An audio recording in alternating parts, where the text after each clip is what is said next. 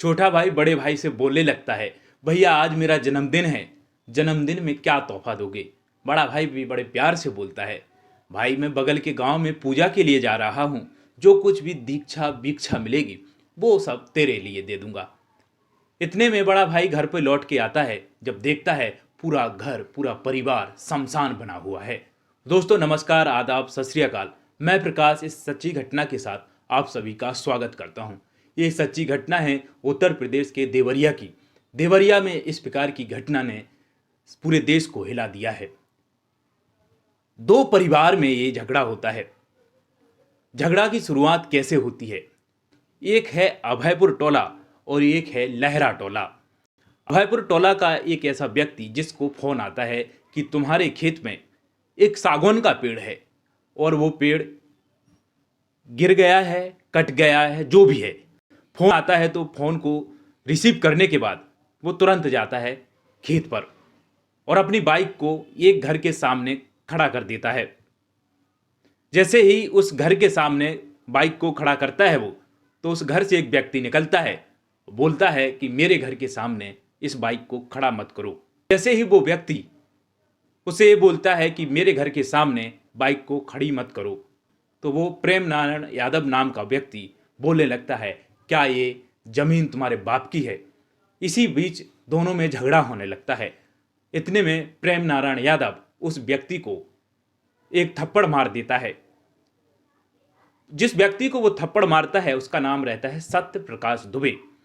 सत्य प्रकाश दुबे की बीवी पत्नी इस प्रकार से जब देखती है तो वो भी तिलमिला उठती है और घर में से दनाती लेकर आती है, जिसको आप हंसिया भी बोलते हैं। जैसे ही वो लाती है और बोलने लगती है, यहाँ से हट जाओ नहीं तो मैं मार दूंगी। और ये प्रेम नारायण यादव वहाँ से हटता नहीं है। इतने में बीवी को वो उल्टा सीधा बोलने लगता है, अभद्रता करने लगता है उसकी लड़की के साथ भी।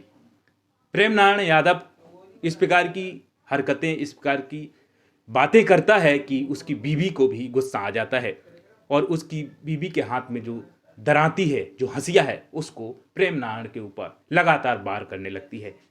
जब तक वार करती है जब तक कि वो मरता नहीं है। इतने में और लोग भी दौड़ते हैं उसकी पत्नी की ओर।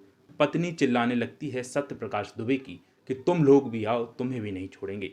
वो लोग डर के भाग जाते हैं वहां। इसके बाद प्रेम नारायण यादव की डेथ हो जाती है, मर जाता है तड़प तड़प के। इसके बाद 20 से 25 मिनट बाद 20-25 लोगों का ग्रुप आता है अभयपुर टोला से। इतनी तेज तर्रार में आते हैं, किसी के हाथ में लाठी है, किसी के हाथ में डंडा है, किसी के हाथ में धारदार तलवार है, किसी के हाथ में बंदूक है। सभी लेकर आते हैं और सत्य प्रकाश दुबे के घर के ऊपर हमला कर देते हैं। सत्य प्रकाश दुबे के घर में 6 लोग रहते हैं, दोनों मियाँ बीवी। बीवी का नाम किरण है। सत्य प्रकाश दुबे की उम्र 50 साल, बीवी की उम्र 48 साल। इसके 2 बेटे भी हैं और 2 बेटियां भी हैं। एक बेटा गया है पूजा के लिए बगल वाले गांव में। सभी के ऊपर वार करते हैं 20-25 लोग। करीब 25-30 मिनट तक ये चलता रहता है। किसी की हिम्मत नहीं हो रही है पड़ोसियों की कि इन लोगों को बचा लें। सभी छतों से देख रहे हैं, कोई खिड़कियों से देख रहे हैं, कोई दरवाजे से देख रहे हैं, कोई कहीं से देख रहे हैं, कोई कहीं से देख रहे हैं। ये संहार चल रहा है और 20-25 मिनट के बाद ऐसा पता चलता है कि 6 लोगों को ही इन लोगों ने मार दिया और वहां से भागते नहीं हैं। बड़ी ही शान से वो लोग निकलते हैं कि तुमने हमारे एक व्यक्ति को मारा तो हमने तुम्हारे 6 व्यक्तियों को मार दिया है। धीरे धीरे करके जब इस घटना की खबर वहाँ के डीएम, एसपी, डीआईजी सभी प्रकार के अधिकारियों को पड़ती है तो सभी प्रकार के आला अधिकारी उस घटना स्थल पर पहुंच जाते हैं। अब ऐसा करते हैं, उनको देखा जाता है कि उनमें मरा कौन कौन है, किस किस की हत्या हुई है। तो उसमें से एक बेटा है, वो जिंदा है। जिसका जन्मदिन था उसका नाम था गांधी, वो तो मर चुका है, लेकिन एक बेटा जिंदा है। जब जिंदा है उस बेटे को देवरिया की अस्पताल में भेज दिया जाता है, भर्ती कर दिया जाता है। सीएम योगी को जब पता चलता है इसके बारे में तो योगी उस घटना स्थल पर ना करके वहां पर उस लड़के को देखने पहुंच जाते हैं। जो कोई भी अपराधी हो उनको सजा कड़ी से कड़ी दी जाए। इसके बाद जो बड़ा बेटा है बगल में पूजा के लिए गया था, वो जब देखता है गांधी के जन्मदिन के लिए आया है, जो कुछ भी उसको भिक्षा में मिला है वो देने के लिए बड़ी खुशी से आता, लेकिन गांव को और उसके घर को पुलिस ने बड़ी संख्या में घेर रखा था।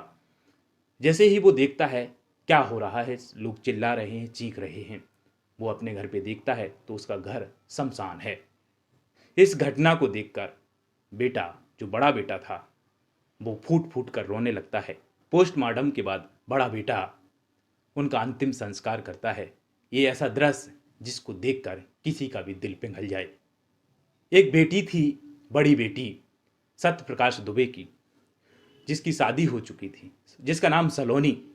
सलोनी बताती है कि इस झगड़े की शुरुआत तब से हुई, हमारे चाचा ताऊ सभी मिलाकर के 3 भाई थे। एक का नाम था ज्ञान प्रकाश दुबे, एक का नाम था सत्य प्रकाश दुबे, एक का नाम था ओम प्रकाश दुबे। ओम प्रकाश दुबे की डेथ हो गई। इन तीनों भाइयों की 18 बीघा जमीन थी। ओम प्रकाश दुबे की डेथ हो जाती है। ज्ञान प्रकाश दुबे गुजरात में नौकरी करता है।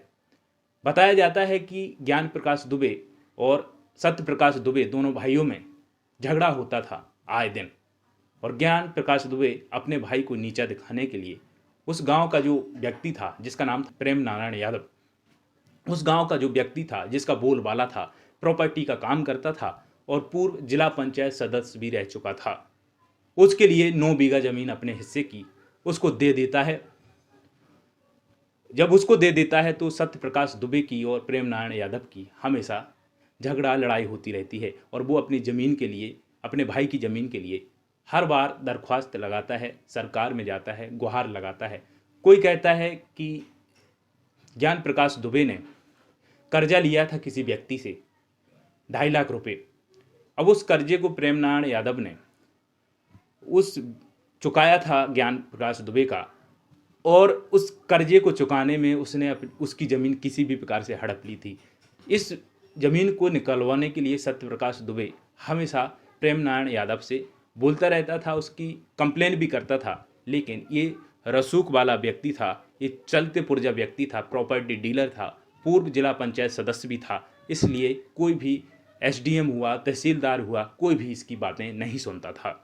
इसलिए इनका आए दिन झगड़ा होता रहता था। ये जो घटना की बात है, किस प्रकार से झगड़ा हुआ, ये सत्य प्रकाश दुबे जिसकी डेथ हो गई, उसकी बड़ी बेटी सत्य प्रकाश दुबे की बड़ी बेटी सलोनी ने बताई। देवरिया की इस घटना ने सभी के दिलों को झकझोर दिया है। ऐसी घटना जिसने पूरे देश को हिला दिया है। 5 लोगों की एक साथ, एक परिवार की डेथ हो गई। एक जो बेटा है वो अभी भी मौत के मुंह में जिंदा है। दोस्तों, इस प्रकार की कहानी सुनाने का उद्देश्य हमारा यही है कि सावधान रहें, सतर्क रहें। छोटी से छोटी घटना भी बड़ी घटना का रूप ले लेती है, इसलिए अपने परिवार का ख्याल रखें। जहाँ तक हो सके क्राइम से दूर रहें। क्राइम का जो अंत है वो यही होता है, या तो मौत होती है या सजा होती है।